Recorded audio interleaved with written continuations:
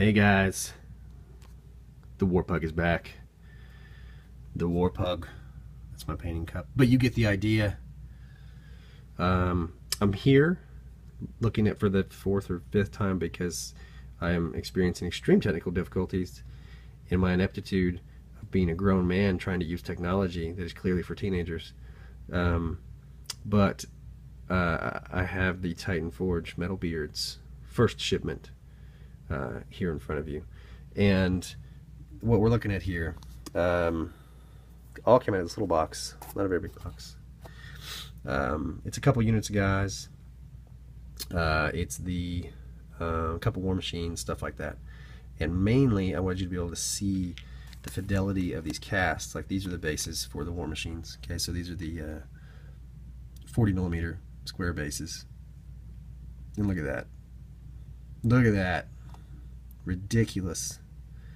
Look at the etching on that little stone right there. I mean, gorgeous looking stuff. And kind of get a taste of what this stuff's going to be when you get it in your hands. Or if you're seeing this later, over there at Titan Forge's main page, go check them out on Facebook. They've got several different lines of alternate fantasy armies. They've got some vampire count orcs and goblins, which I guess you can play either way. These guys obviously are the robotic dwarves, and but I wanted you to be able to see them.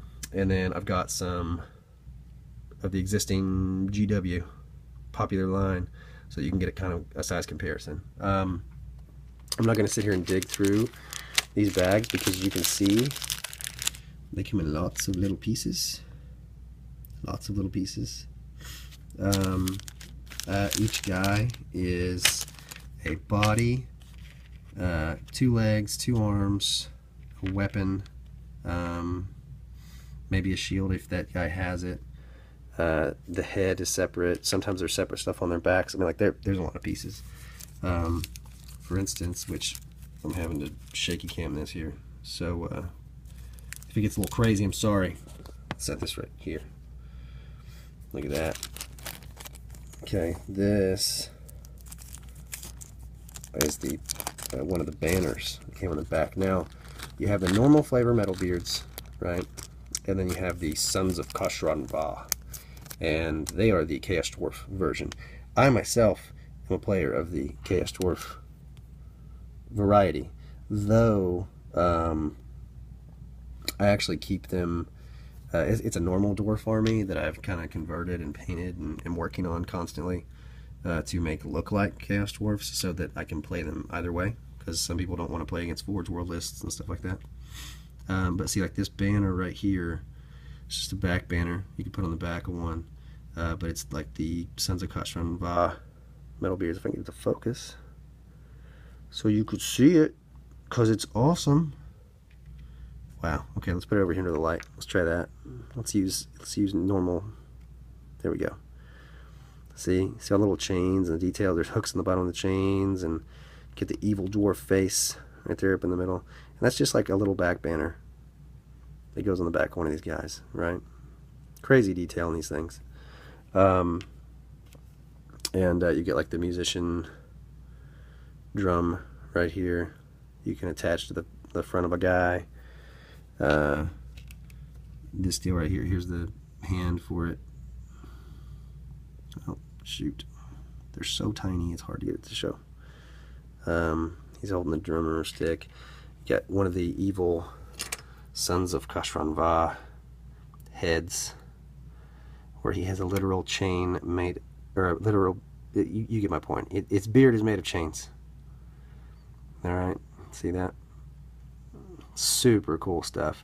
And what's cool about it is that because they're in so many pieces, you can actually use the pieces to convert up even just regular, plastic or metal dwarfs that you may have already from various different lines. Or everybody makes dwarfs, it seems like. So we get that bag. I've got this guy kind of half assembled. So I want to show you the size comparisons. It's going to get out of base for you. You can kind of see. Here we go. I won't lose that little piece. I can just imagine if I lose one piece, it's all to hell. It's all going to hell. All right. It's all going to hell anyway. Oh my goodness. Oh my goodness, it doesn't want to stay up there. Okay. So, anyway. Here's one of the normal little 20mm bases, okay? They shave them off super flush, so you don't have to do any work to the bottom of them. The cast is very, very clean. It's not going to take a lot of cleaning up. And they actually don't sit very tall, which if you can see, like this, see the edge of the base, it does not sit up very tall. So they're not going to be obtrusive on the battlefield or look out of place next to your normal bases. So like here's a regular little hollow plastic Games Workshop base, and there you go. See, it's not sticking up a whole lot. Not the best video example, I know, I'm sorry, but there you go. So the dwarves themselves, here you go. Alright, get the zoom in on this. Alright, so there's your base. Alright, here's one. I put his legs. This is the normal, like, bottom level of armor ratings, okay? Because when you look at them, there's the smallest guys, and they get progressively bigger. Like their shoulder pads start getting bigger, their armor on their arms and their helmet and all their stuff starts getting bigger. Their shields change if you've got them with shields, stuff like that. So this is like bottom level, like dwarf warrior, as opposed to a longbeard or a, you know, that kind of thing. Like you go up the chain. Like, this is a dwarf warrior. Okay, this is core. And when you're looking at the, I mean, like, you're probably seeing right there. Like, look at the freaking detail on this guy. I mean, even just like his, you know, like his ankle is detailed out completely. He's got the little hoses running all over him. He's got runes on him still, so they look like a construct. Like you could fit them in very easily with a normal dwarf army and just kind of have a unit that's constructs. You have a little furnace belly down here. You got these armor plates, and then like the legs when they go in. Look at his butt. There you go. You can kind of see there. You can position how they stand, ever so slightly, kind of like an action figure. You could slide them back and forth how they want to stand, and you can position the head how you like. And then the arms, you've got these ball joints, so you can put the arms in. And so, like if you've got, well, he's not going to just sit on that, but now the arms, let's see, like these little tiny pieces, they don't have the hands on them. Okay, so you'd have to take the arm like so and plug it in, and then you got the other one that does the same, right? And then there's the hammer, and it's got the hands on it. So you position it how you like in his hands so that he's holding it up. This one actually has a little bit of a mold line, but that's maybe the first I've really seen them on. They're not bad. And the resin is a strong resin that's not like, it's not super brittle. See, it's got some bend to it, but like it will, I mean, like resin, you know, it will break, so be mindful of that. I haven't broken any yet, but I know enough. I've worked with resin before. I've been down that street, that, whatever you call that, I don't know. So anyway, when we put him next to a regular dwarf warrior here, yep, look at that. See, very comparable. The features are a little smaller on him, but see, but they're very comparable in size, so they work very well next to each other. And because of that, when you look at like the slot to put their arms and things, that means you can take a unit of these guys, which is what I'm going to do, and put the metal arms on them like so, and they suddenly become dwarf cyborgs that are super freaking cool. And they have these really rad bases and, you know, all this stuff. So that said, I'm very excited to get the rest of them. I've got the blimps coming. I've got the anvil coming, so that I can kind of do a Chaos Dwarfy robot anvil kind of thing. Here we go. Here's one of the Chaos with the Sons of Kashran. Rah. Get him open. One of the characters here. All right. And so you see similar style base. Okay, so you can go back and forth with those. It's just how you paint them up. You could paint that up very easily, like use some reds and yellows and whites down in the crevices. Dry brush you some black on top, like it's charred. It looks hot from the inside, like lava. And then you've got this guy. Man, he's so freaking cool. Okay, I mean, like he's almost goblin-y looking. Like, look at that face. Even his mother doesn't love that face. He's righteously evil looking.